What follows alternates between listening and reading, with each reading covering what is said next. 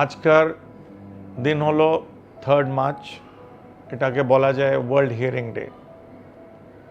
World hearing ডেতে কি এবার স্লোগান হচ্ছে, আমাদেরকে জানার উচিত একটা খোলা মনের থেকে কিসের জন্য শোনার শক্তি কমে গেছে লোক বিভিন্ন এজ গ্রুপে, আর আমাদের এম্পাওয়ার আর কি কি তার প্রতিকার করতে আমরা পারি।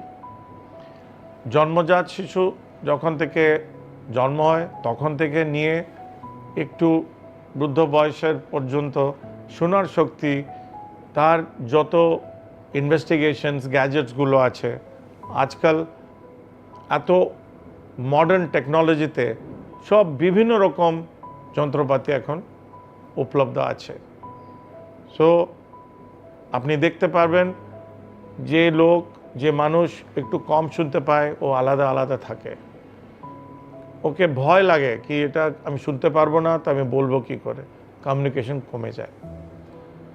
আসুন সবাই মিলিয়ে এই দিনে একটা আমরা সংকল্প করি যে একটা কান নাক গলা বিশেষজ্ঞকে নিয়ে আর এই যে অডিওলজিস্ট কাছে গিয়ে পুরো শ্রবণ শক্তির একটা ময়না করে, যদি দরকার হয় তার প্রতিকার করতে হয়, ওষুধে হবে না সার্জারিতে হবে না হিয়ারিং এইড না ককলিয়ার ইমপ্লান্ট, সব দিকের বিভিন্ন রকমের ওই একটা স্পেকট্রামের জিনিস আছে।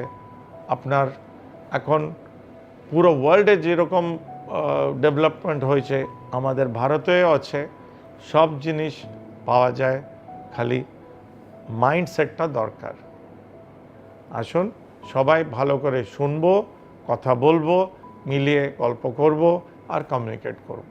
নমস্কার।